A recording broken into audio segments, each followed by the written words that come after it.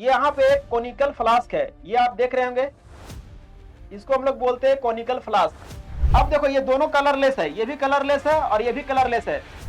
और हो सकता है कि वो लिक्विड फॉर्म में रहे, तो अगर लिक्विड होगा तो उसके लिए एल यूज किया जाएगा सिंबल में। जो रिएक्शन के बाद जो आपको मिलता है उसको हम लोग बोलते हैं। ये फिजिकल चेंज एक ऐसा चेंज है जिसमें, हेलो फ्रेंड्स, तो आज से मैं आपको केमिस्ट्री पढ़ाऊंगा क्लास 10th का, ठीक है।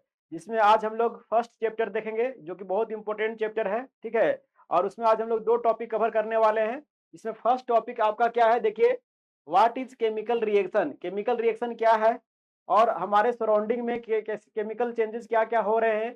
दूसरा, how do we come to know that chemical reaction has taken place. तो ये दो इंपॉर्टेंट टॉपिक को कवर कर रहे हैं। और चैप्टर हमारा क्या रहेगा, केमिकल रिएक्शंस एंड इक्वेशंस। ये क्लास 10th का फर्स्ट चैप्टर है, ठीक है। तो चलिए हम लोग स्टार्ट करते हैं आज का फर्स्ट लेक्चर। कि यहाँ पे लिखा है what is a chemical reaction. ध्यान दीजिए कि केमिकल रिएक्शन क्या है।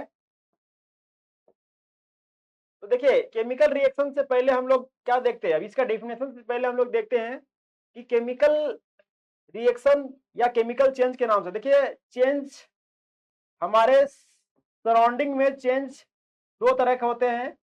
एक होता है फिजिकल चेंज, फिजिकल चेंज, और दूसरा है बाबू केमिकल चेंज। दूसरा है केमिकल चेंज। तो देखिए, फिजिकल चेंज और केमिकल चेंज, केमिकल चेंज को हम यहाँ पे केमिकल रिएक्शन के नाम से जानते हैं, केमिकल रिएक्शन के नाम से जानते हैं बाबू। अब यहाँ पे ध्यान देने वाली है कि फिजिकल चेंज और केमिकल चेंज। तो फिजिकल चेंज यहाँ पे नहीं पढ़ना है हमको, जो चैप्टर कवर करना है इस चैप्टर में पूरे में हम लोग केमिकल चेंज देखेंगे। तो ऐसे मैं बता दे रहा हूँ फिजिकल चेंज क्या होता है। ये फिजिकल चेंज एक ऐसा चेंज है जिसमें क्या होता है, कोई न्यू सब्सटेंस नहीं बनता है, ठीक है। जैसे टीयरिंग ऑफ पेपर, पेपर को अगर आप फाड़ देते हैं तो वो फिजिकल चेंज होगा, जिसमें आपको डायमेंशन, ज्योमेट्री या स्ट्रक्चर उसका चेंज देखने को मिलेगा। पर केमिकल चेंज क्या है कि केमिकल चेंज ऐसे चेंज को बोलते हैं बाबू जिसमें एक नया सब्सटेंस बनता है, ए न्यू सब्सटेंस जिस फॉर्म, उसको हम लोग बोलते हैं केमिकल चेंज या केमिकल रिएक्शंस। तो अब हम लोग देखेंगे कि हमारे सराउंडिंग में या डे टू डे लाइफ में केमिकल चेंजेस कहाँ कहाँ हो रहे हैं, उसके एग्जाम्पल। चलिए कुछ एग्जाम्पल्स, लेट्स सम एग्जाम्पल तो देखते हैं।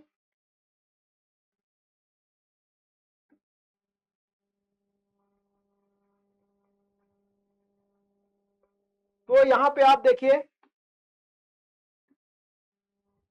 ये एग्जाम्पल है केमिकल चेंज का एग्जाम्पल बाबू, कि केमिकल चेंज या केमिकल रिएक्शन हमारे सराउंडिंग में कहाँ कहाँ हो रहे हैं।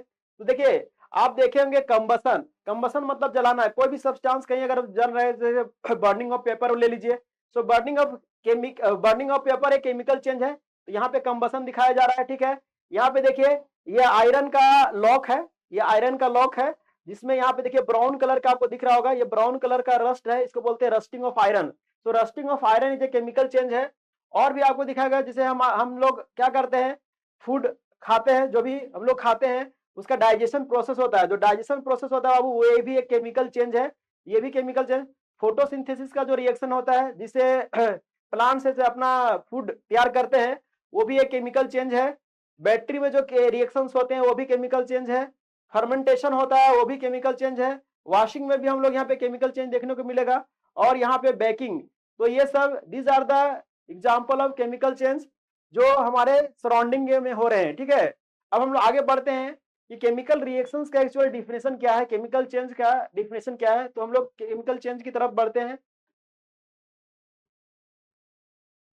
तो देखिए, अब यहाँ पे मैं आपको डिफिनेशन बताऊंगा, अगर कोई पूछेगा कि केमिकल रिएक्शन या केमिकल चेंज क्या होता है, तो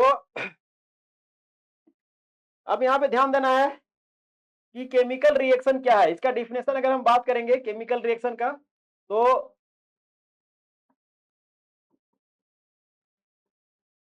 केमिकल रिएक्शंस का अगर हम डिफिनेशन बात करें, अगर हम डिफिनेशन बात करें, इसका डिफिनेशन क्या होगा, तो देखिए, दो चेंजेस दो चेंजेस दो changes in which new substances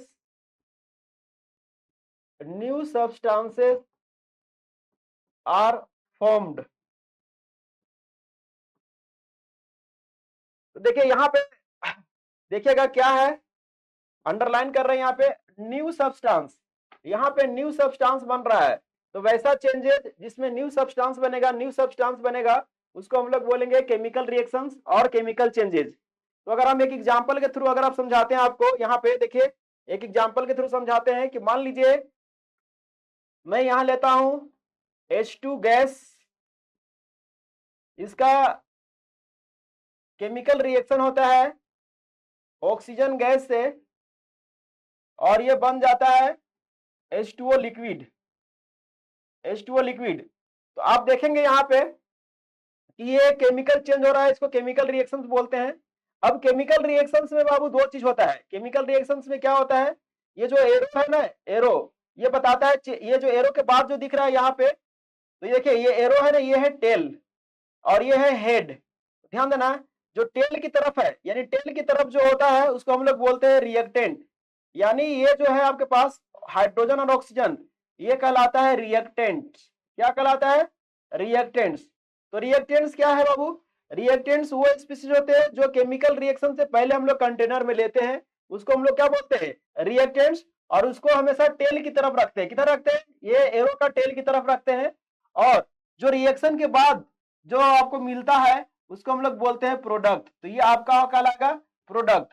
तो जनरल रिएक्शन अगर हम बात करें, जनरल केमिकल रिएक्शन की बात करें, जनरल केमिकल रिएक्शन की अगर हम बात कर ले बाबू, chemical reaction, general chemical reactions का अगर हम बात करें तो इसको हम ऐसे लिखते हैं R से P, where R is a reactant, R क्या है, रिएक्टेंट, P क्या है, प्रोडक्ट। तो रिएक्टेंट हमेशा टेल की तरफ होता है और प्रोडक्ट हमेशा क्या होता है, हेड की तरफ होता है। तो ये डिफिनेशन हो गया केमिकल रिएक्शंस का और ये एग्जांपल हो गया केमिकल रिएक्शन का। अब ये केमिकल रिएक्शन जो हो रहा है उसमें क्या क्या इंपॉर्टेंट पॉइंट्स है वो हम लोग देखेंगे। चलिए नेक्स्ट टॉपिक में चलते हैं आगे।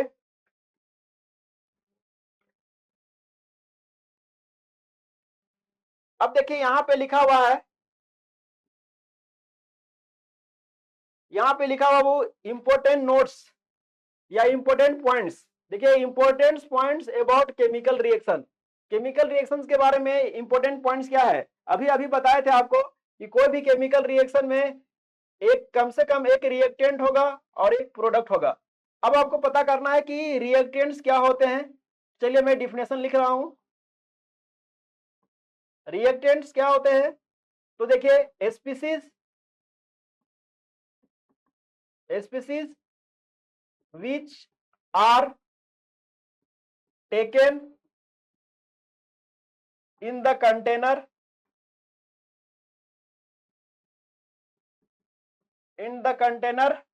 before the reaction,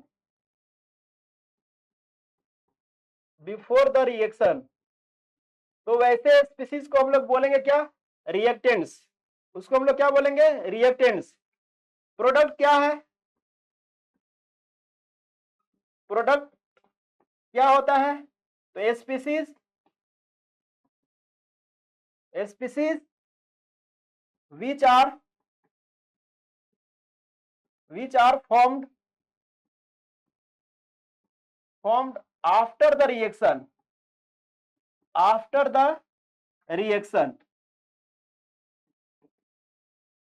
the reaction उसको हम लोग बोलते हैं क्या, प्रोडक्ट बोलते हैं। तो यहाँ पे क्या देखे, डिफिनेशन देख लिए, कोई पूछेगा कि रिएक्टेंट्स क्या होते हैं, species which are taken in the container before the reaction, उसको हम लोग रिएक्टेंट्स बोलेंगे। और प्रोडक्ट्स क्या होगा बाबू, species which are formed after the reactions, तो हम उसको क्या बोलेंगे, प्रोडक्ट बोलेंगे। अब इसमें और भी पॉइंट है, आपको बता रहा हूं मैं कि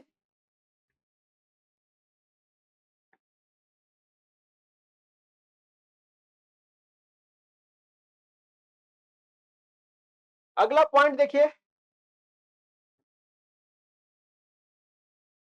इंपोर्टेंट पॉइंट्स में क्या है कि उसके बाद हम लोग देखते हैं क्या है, physical state of reactant and product. यहां पे देखेंगे physical state, physical state of reactants and products. तो देखिए अगला इंपॉर्टेंट पॉइंट जो केमिकल रिएक्शंस के बारे में है वो है physical state of reactant and products. देखिए हमारे पास जो रिएक्टेंट प्रोडक्ट का फिजिकल स्टेट आएगा वो आएगा सॉलिड। सॉलिड को हम लोग स्मॉल एस यूज करेंगे, और हो सकता है कि वो लिक्विड फॉर्म में रहे, तो अगर लिक्विड होगा तो उसके लिए एल यूज किया जाएगा सिंबल में, और अगर गैस है कोई गैस है तो उसके लिए जी यूज किया जाएगा। और एक स्टेट होता है यहाँ पे जिसको एक्वस स्टेट बोलते हैं, एक्वस स्टेट। एक्वस स्टेट, तो एक्वस को एक और नाम है सॉल्यूशन फेज। सॉल्यूशन फेज जिसको बोला जाता है, ये भी एक स्टेट में हम लोग काउंट करते हैं, और इसको नोटेशन में लिखते हैं एक यू लिख देते हैं। तो अगला इंपॉर्टेंट पॉइंट जो है, important points about chemical reaction से, उसमें हम लोग देखेंगे कि जो रिएक्टेंट्स होते हैं और प्रोडक्ट्स होते हैं उनका स्टेट भी मेंशन करते हैं हम लोग, जैसे कि सॉलिड है, लिक्विड है, गैस है, कि एक्वस स्टेट है। ठीक है, अगला है इसके नेक्स्ट हम लोग देखेंगे रिएक्शन कंडीशन। रिएक्शन कंडीशन भी यहाँ पे इंपॉर्टेंट पार्ट है इसका। तो रिएक्शन कंडीशंस में क्या क्या आपको रहता है कि रिएक्शन के देखो कोई भी केमिकल रिएक्शन करवाने के लिए है ना बाबू, उसके एक कंडीशन सेट किया जाता है कि ऐसे नहीं है कि आप यहाँ पे हाइड्रोजन गैस और ऑक्सीजन गैस इस रूम में छोड़े और यहाँ से पानी गिरने लगा, यानी आपको ऐसा नहीं होता है। क्या होता है कि जब हाइड्रोजन ऑक्सीजन रिएक्ट करेगा तो उसके लिए टेम्परेचर, प्रेशर, ये सब मैटर करता है। ठीक है, या उस तरह के किस तरह की एनर्जी जरूरत पड़ेगा। तो यहाँ पे ध्यान दीजिएगा कि रिएक्शन कंडीशन में क्या लिखेंगे। रिएक्शन कंडीशन में देखिए क्या क्या आता है। पहले आता है टेम्परेचर, टेम्परेचर सेट किया जाता है, टेम्परेचर हो गया, और क्या होगा, प्रेशर, हाई प्रेशर पे रिएक्शन हो रहा है कि लो प्रेशर पे हो रहा है, प्रेशर। उसके बाद आता है एनर्जी, एनर्जी किस फॉर्म में रिक्वायर्ड हो रहा है। देखिए कुछ रिएक्शन ऐसे होंगे जिसमें एनर्जी आपको सनलाइट के फॉर्म में यूज किया जाएगा। कुछ रिएक्शंस को करवाने के लिए सनलाइट की जरूरत पड़ता है, कुछ रिएक्शन को करवाने के लिए हीट की जरूरत पड़ता है, कुछ रिएक्शन को करवाने के लिए यहाँ पे इलेक्ट्रिसिटी की जरूरत पड़ता है। तो इस तरह से डिफरेंट टाइप्स ऑफ एनर्जी हम लोग यूज करते हैं, ईटीसी इस तरह से। तो इसको हम लोग बोलते हैं। इसके अलावा एक और टर्म है कैटलिस्ट। कैटलिस्ट का क्या फंक्शन होता है बाबू, ये केमिकल रिएक्शन को फास्ट करने में मदद करता है। मतलब जो केमिकल रिएक्शन आधा घंटा 1 आवर्स में हो रहा था, वो in the presence of catalyst वो टाइम रिड्यूस होकर आ जाएगा 10 मिनट 5 मिनट। मतलब वो रिएक्शन को तेज कर देता है, फास्ट कर देता है। तो इसको हम लोग बोलेंगे रिएक्शन कंडीशंस। क्या बोलते हैं इसको, रिएक्शन कंडीशन। तो देखिए केमिकल रिएक्शन में क्या क्या इंपॉर्टेंट पॉइंट देखिए कि रिएक्टेंट क्या होता है, प्रोडक्ट क्या होता है, फिर रिएक्टेंट प्रोडक्ट का फिजिकल स्टेट क्या क्या होता है, सॉलिड, लिक्विड, गैस या एक्वस स्टेट जिसको सॉल्यूशन फेज बोलते हैं। फिर हम लोग क्या देखते हैं कि रिएक्शन करवा रहे हैं तो रिएक्शन कंडीशन। अच्छा रिएक्शन कंडीशन है ये जो है ना बाबू, रिएक्शन कंडीशन, ये जो रिएक्शन कंडीशन है यहाँ पे ध्यान दीजिएगा। रिएक्शन कंडीशन जो है हम लोग एरो के, जैसे कि यहाँ पे देखो, अगर मान लीजिए कि ये रिएक्टेंट है और ये प्रोडक्ट है, ये प्रोडक्ट है, तो यहाँ पे ऊपर में लिखा जाता है रिएक्शन कंडीशन। एरो के ऊपर या नीचे ये आपका यहाँ पे लिखा जाता है रिएक्शन कंडीशन, कि वो किस टेम्परेचर पे कराया जा रहा है, क्या प्रेशर है वहां पे, या कौन सा कैटलिस्ट यूज किया गया है। तो ये यहाँ पे रिएक्शन कंडीशन लिखा जाता है इस जगह पे। ठीक है, अब अगला अगला जो इंपॉर्टेंट पॉइंट्स इसमें है,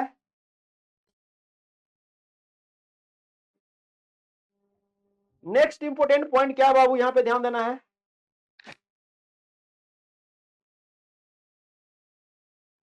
नेक्स्ट इंपॉर्टेंट पॉइंट है symbol used, important symbol used, symbol used in a chemical reaction. ये केमिकल रिएक्शंस में, केमिकल रिएक्शन में कौन कौन सा सिंबल हम लोग यूज करते हैं। तो यहाँ पे ध्यान दीजिएगा, ये सब सिंबल यूज करेंगे हम लोग। जैसे कि अगर ऐसे लिखा है, इसका वर्टेक्स अगर डाउनवर्ड डायरेक्शन में है बाबू, तो इसको ये इंडिकेट कर रहा है कि वहां पे कूलिंग कर रहे हैं हम लोग। अगर इसका वर्टेक्स अपवर्ड डायरेक्शन में चला गया इस तरह से, तो इसको बोलते हैं हीटिंग, कि इसको हम लोग हीट कर रहे हैं।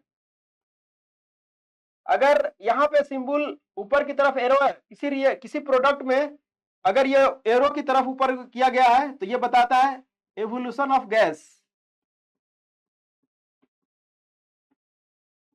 ये बताता है एवोल्यूशन ऑफ गैस। और वो अगर सिंबल नीचे की तरफ यूज किया गया है तो ये बताता है फॉर्मेशन ऑफ प्रिसिपिटेट,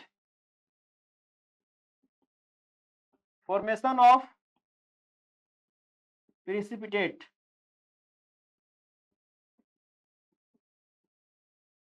पिटेट शॉर्ट में इसको हम लोग पीपीटी लिखते हैं बाबू।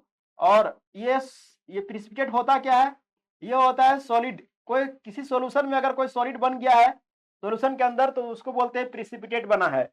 सो ये सिंबल इतना सारा क्लास 10th में आपको सिंबल यूज किया जाएगा।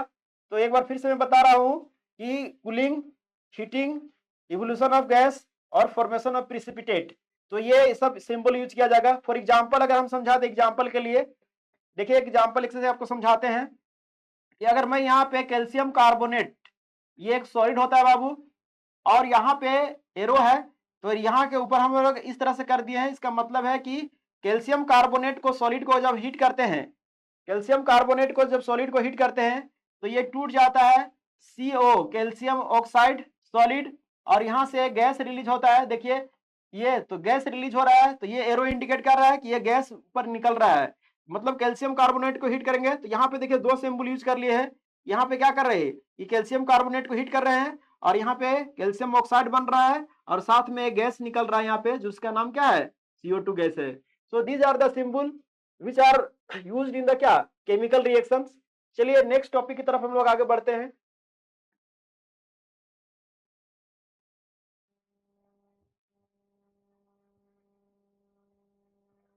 चलिए नेक्स्ट टॉपिक आपका क्या है, वो इंपॉर्टेंट है। अब हम लोग देखेंगे सेकेंड टॉपिक आज का।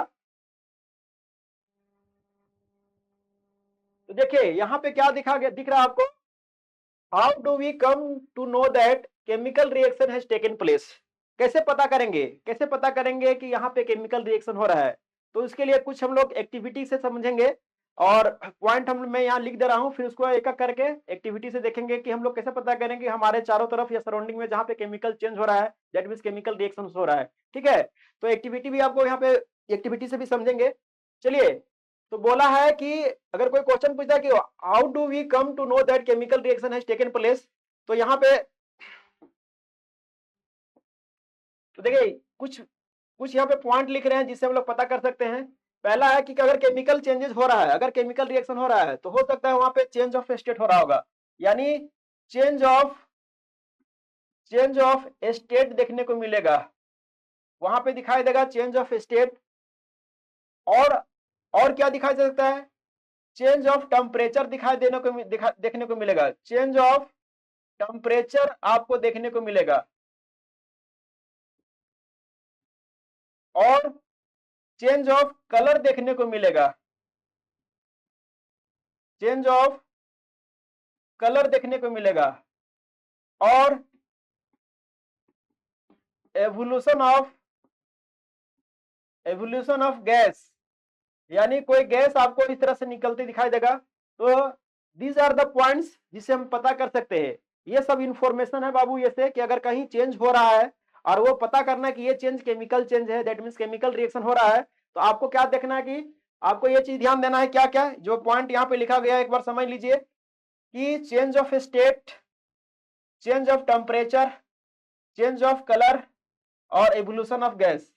तो ये सब पॉइंट को ध्यान रखना है। अब हम इसको एक्टिविटी से समझेंगे। देखिए एक्टिविटी से समझते हैं इसको कि कैसे, तो मैं एक्सप्लेन कर रहा हूं। यहाँ पे देखिए एक एक्टिविटी दिखाई दे रहा होगा, यहाँ पे मान लीजिए इसको एक्टिविटी फर्स्ट बोल रहे हैं हम, ये आपका एक्टिविटी नंबर 1, ये एक्टिविटी 1 है। इससे हम समझेंगे कि यहाँ पे क्या हो रहा है। तो देखो बाबू यहाँ पे दिख रहा होगा कि ऊपर से ये कलरलेस लिक्विड है। देखिए 2 बीकर है यहाँ पे, एक ऊपर वाला बीकर है, एक नीचे भी बीकर दिख रहा होगा आपको। ये जो ऊपर वाला बीकर है उसमें आपको पोटासियम आयोडाइड का सॉल्यूशन लिया गया है। एक्वस का मतलब क्या है, सॉल्यूशन लिया गया है। कहने का मतलब होता है पोटासियम आयोडाइड एक पाउडर सॉलिड होता है, उसको क्या करेंगे कि बीकर में लेके ऊपर से पानी ऐड करेंगे तो वो सॉल्यूशन रेडी हो जाएगा। तो हम लोग उसको बोलेंगे कि पोटासियम आयोडाइड एक्वा सॉल्यूशन है। और नीचे वाला जो बीकर है नीचे वाला बीकर में हम लोग लिखते हैं lead nitrate, lead nitrate solution. तो ये भी लेड नाइट्रेट सॉल्यूशन है, ये भी एक्वस फॉर्म में है, मतलब ये भी एक पाउडर सॉलिड के फॉर्म में आता है। जब इसको पानी ऐड करते हैं, इसमें वाटर ऐड करते हैं, तो ये सॉल्यूशन बन जाता है। और अब देखो ये दोनों कलरलेस है, ये भी कलरलेस है और ये भी कलरलेस है। अब हम क्या करते हैं, यहां से धीरे धीरे इसको ऐड करते हैं, के आई को लेड नाइट्रेट में ऐड करेंगे बाबू। देखो यहां से जब ऊपर से लेड नाइट्रेट में ऐड कर रहे हैं के आई, तो यहाँ पे ध्यान देंगे कि देखिए तो येलो पीपीटी बन रहा है, ये जो बन रहा है येलो कलर का दिख रहा होगा यहाँ पे। अगर इसको हम यहाँ पे मार्क कर दे, ये वाला आपको दिखाई दे रहा होगा, ये येलो, ये बना है, जो येलो बना है बाबू, ये येलो सॉलिड बना है, येलो पीपीटी इसको बोलते हैं। और ये जो येलो पीपीटी बना है ना, ये कुछ नहीं है, वो PbI2 है, और ये केमिकल के रिएक्शन के बाद बना है। चलिए, ये एक्टिविटी आपको बता रहा है कि यहाँ पे क्या हो रहा है कि देखिए कि चेंज ऑफ स्टेट है और चेंज ऑफ कलर, दो इस एक्टिविटी से हम लोग दो चीज देख रहे हैं यहाँ पे। अगर इसको जो केमिकल रिएक्शंस में लिखते हैं, बाद में इसको केमिकल इक्वेशंस भी पढ़ेंगे हम लोग। देखिए यहाँ पे क्या कर रहे हैं बाबू, हम लेड नाइट्रेट ले रहे हैं, PbNO3 होल्ट वाइज, ये लेड नाइट्रेट है, और इसका रिएक्शन हम करा रहे हैं किससे, इसमें पोटासियम आयोडाइड ऐड कर रहे हैं KI। जब इसको रिएक्शन कराएंगे तो देखिए ये रिएक्शन कैसे होगा, तो आपको पता है कि ये टूट जाता है, ये एक्वस है आपका, ये एक्वस फॉर्म है, देखिए स्टेट मेंशन कर रहे हैं, ये भी आपको एक्वस फॉर्म है, यानी सॉल्यूशन फेज है।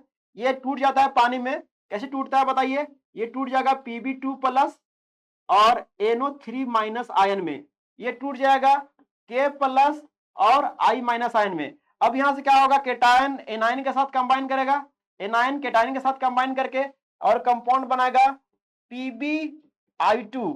ये जो PbI2 है बाबू, यहाँ पे PbI2 ये एक सॉलिड होता है, तो ये एरो बता रहा है कि ये सॉलिडिफाई हो गया है। इसको बोलते हैं येलो पीपीटी। कैसा कलर का होता है ये येलो प्रिसिपिटेट होता है बाबू, ये येलो कलर का प्रिसिपिटेट होता है, यानी ये सॉलिड होता है। ये जो येलो पीपीटी लिखे रहे हैं वो एक तरफ से क्या है, सॉलिड है। और साथ में एक और प्रोडक्ट बनता है KNO3।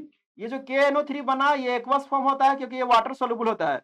ये जो प्रिसिपिटेट है ना, ये जो आपको यहाँ पे दिख रहा है, ये जो आपको दिखाई दे रहा है, ये वाटर इनसोल्यूबल है, ये पानी में नहीं घुलता है बाबू, वाटर इनसोल्यूबल है, वाटर इनसोल्यूबल है। और ये जो KNO3 एक्वस लिखा गया है, एक्वस का मतलब ये घुल गया है। तो देखिए ये केमिकल रिएक्शंस है जो कि एक केमिकल इक्वेशंस के फॉर्म में लिखा गया है। इसी केमिकल रिएक्शंस को शॉर्ट फॉर्म में लिखने को हम लोग केमिकल इक्वेशन बोलते हैं, जो आगे बताऊंगा और नेक्स्ट लेक्चर में। तो यहाँ पे ध्यान दीजिएगा कि ये जो रिएक्शंस देखें, ये रिएक्शंस में ये केमिकल चेंजेस है, देखिए इसको हम केमिकल रिएक्शंस बोलेंगे। तो यहाँ पे बताए थे कैसे पता करेंगे केमिकल चेंजेस हो रहा है, तो एक्टिविटी से देखने में समझ में आ रहा होगा कि यहाँ पे आपको क्या क्या मिल रहा है। देखिए यहाँ पे एक्वस है, स्टेट एक्वस है, एक्वस से सॉलिड बन गया है, एक्वस से क्या बन गया है, सॉलिड। तो यहाँ पे चेंज ऑफ स्टेट देखने को मिल रहा है। और साथ में क्या कि देखिए ये जो लेड नाइट्रेट है, ये जो लेड नाइट्रेट है ये कलरलेस है बाबू, इसका ये कलरलेस एक्वस सॉल्यूशन है, ये भी कलरलेस है, ये भी कलरलेस होता है। अब जब रिएक्शन हो रहा है, रिएक्शन के बाद देख रहे हैं आपको यहाँ पे येलो कलर का बन रहा है, येलो कलर का पीपीटी बन रहा है। तो यहाँ पे क्या देखने को मिल रहा है, यहाँ पे देखने को मिल रहा है आपका क्या, चेंज ऑफ स्टेट देखने को मिल रहा है और साथ में कलर चेंज देखने को मिल रहा है। तो अभी अभी देखे थे कि ये जो पॉइंट्स है यहाँ पे जो लिखा हुआ है वो आपको बताएगा केमिकल रिएक्शंस हो रहा है कि नहीं। चलिए नेक्स्ट एक्टिविटी से हम लोग देखते हैं। और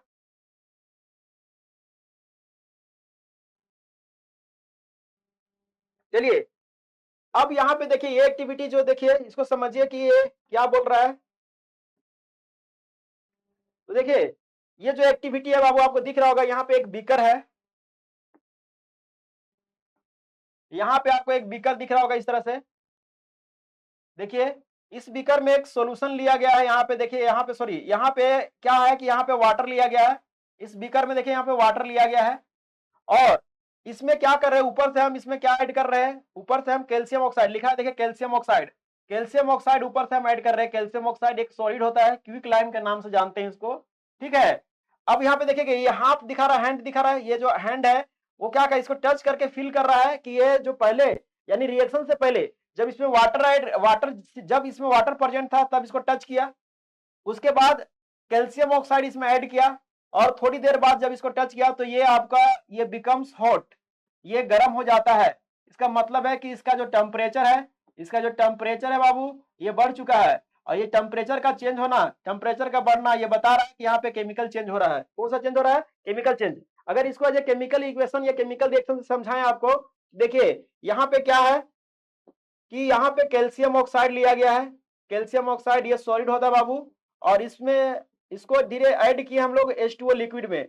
जब H2O लिक्विड में ऐड करेंगे तो ये बनेगा CaOH होल ट्वाइस। ये आपका लिक्विड या एक्वस, ये एक्वस आपका रहेगा, और इसको लाइम वाटर भी बोलते हैं। इसको हम लोग बोलते हैं लाइम वाटर, और इसका एक और नाम है सेलेक्ट लाइम। इसका एक और नाम है सेलेक्ट, और लिखा हुआ ये, और सेलेक्ट लाइम इसको बोलते हैं, सेलेक्ट लाइम। तो चलिए यहाँ पे ध्यान देने वाली बात यह है कि अब यहाँ से क्या होगा कि साथ में यहाँ पे हीट निकलता है बाबू, ये हीट। ये जो हीट निकला है वो, ये जो हीट है ना, उसी से ये जो सॉल्यूशन है वो आपका क्या हो गया, ये जो सॉल्यूशन है वो हॉट हो चुका है। देखिए ये हॉट हो चुका है, यानी गर्म हो चुका है। तो बता रहा है कि केमिकल चेंजेस में टेम्परेचर चेंज होता है। अब देखिए नेक्स्ट एक्टिविटी समझते हैं हम लोग।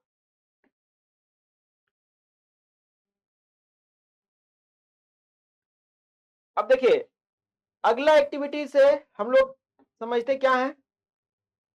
ये आपको एक्टिविटी दिख रहा होगा, और ये सब क्लास 10th में आपको एनसीईआरटी में दिया हुआ है। सारे एक्टिविटी आप सारे केमिकल रिएक्शंस पढ़ने हैं, तो ये सब रिवाइज कर लेना, ठीक है। अब हम लोग यहाँ पे देखते हैं ये इस एक्टिविटी में क्या देखने को मिल रहा है। देखिए ये यहाँ पे एक कोनिकल फ्लास्क है, ये आप देख रहे होंगे, इसको हम लोग बोलते हैं कोनिकल फ्लास्क। यहाँ पे लिखा हुआ ये कोनिकल फ्लास्क है बाबू। अब उसमें क्या किए हैं कि इसमें डाइल्यूट एसिड रखा गया है। अगर इसमें देखेंगे तो यहाँ पे ध्यान देगा, ये इसमें हम लोग क्या ऐड किए हैं, लिखा हुआ है डाइल्यूट सल्फ्यूरिक एसिड। तो यहाँ पे डाइल्यूट एसिड रखना है, डाइल्यूट एसिड, और जो एसिड यूज किया है वो है डाइल्यूट H2SO4, डाइल्यूट H2SO4, या इसके जगह पे आप डाइल्यूट HCl भी ऐड कर सकते हैं, कोई दिक्कत नहीं है यहाँ पे। अब क्या किया इसमें कि इस एसिड में देखिएगा यहाँ पे लिखा हुआ है कि इसमें यहाँ जो छोटे छोटे पार्टिकल दिख रहा होगा इस तरह से, ये जो पार्टिकल्स है ये आपका जिंक का ग्रेनुअल्स है, ये है जिंक ग्रेनुअल्स। तो ये जिंक ग्रेनुअल्स है, जिंक के पार्टिकल्स है, और जिंक के पार्टिकल्स आप जानते हैं ये मेटल है, ये मेटल ऑफ सॉलिड होता है। इसमें धीरे धीरे ऐड किए हैं। देखिए यहाँ से एक ग्लास ट्यूब रखा गया है, ताकि अगर कोई गैस यहाँ पे बन रहा होगा तो ये गैस निकल रहा है। ये जो एक्टिविटी है बाबू, ये एक्टिविटी ये बताता है एवोल्यूशन ऑफ गैस। ये आपको एक्सप्लेन कर रहा है कि ये इस केमिकल चेंज में एवोल्यूशन ऑफ गैस हो रहा है, यानी कोई गैस रिलीज हो रहा है, ये बता रहा है। यानी गैस का निकलना, किसी चेंज में अगर ये जो गैस निकल रहा है तो ये केमिकल चेंज कहला रहा है। तो यहाँ पे ध्यान देना है कि ये रिएक्शन, अगर इसको एज ए केमिकल रिएक्शन से समझाएं आपको, तो ये जो जिंक आपका सॉलिड फॉर्म में यूज किया गया है वो कि रिएक्शन कर रहा है डाइल्यूट H2SO4 से। ये जो H2SO4 लिए हम लोग, ये डाइल्यूट H2SO4 है, वो डाइल्यूट H2SO4 है, ये डाइल्यूट H2SO4। तो बताइए यहाँ पे बन जाता है जिंक सल्फेट, जिंक सल्फेट बन जाता है, और साथ में यहाँ से गैस रिलीज होता है। ये एरो बता रहा है कि हाइड्रोजन गैस रिलीज हो रहा है, ठीक है। तो इस तरह से हम लोग क्या देखते हैं, तो ये हम लोग जो एक्टिविटी देखे, इससे हम लोग पता कर सकते हैं कि हमारे सराउंडिंग में या केमिकल चेंजेस को कैसे पता करेंगे, कैसे पता करेंगे कि यहाँ पे केमिकल रिएक्शंस है। तो एक बार फिर से हम मेंशन कर रहे हैं कि केमिकल रिएक्शंस पता करने के लिए आपको क्या क्या पॉइंट है। पहला आपको बताए थे कि चेंज ऑफ स्टेट देखने को मिल सकता है केमिकल चेंजेस में।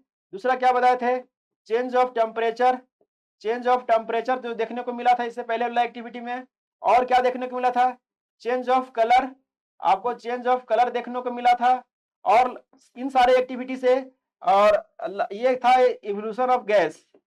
तो ये एवोल्यूशन ऑफ गैस, तो देख लिया आज हम लोग क्या कि देखिए आज हम लोग दो टॉपिक कवर किए बाबू। इसमें पहला देखिए कि केमिकल रिएक्शंस क्या होता है, और हम लोग देखें कि हमारे सराउंडिंग में कुछ एग्जांपल है केमिकल चेंजेस क्या, ये केमिकल रिएक्शंस का, और how do we come to know that chemical reaction has taken place. तो इन पॉइंट्स, ये जो 4 पॉइंट्स लिखा गया, इससे पहले भी लिखे थे, वो इंडिकेट करता है कि यहाँ पे केमिकल चेंजेस हो रहा है।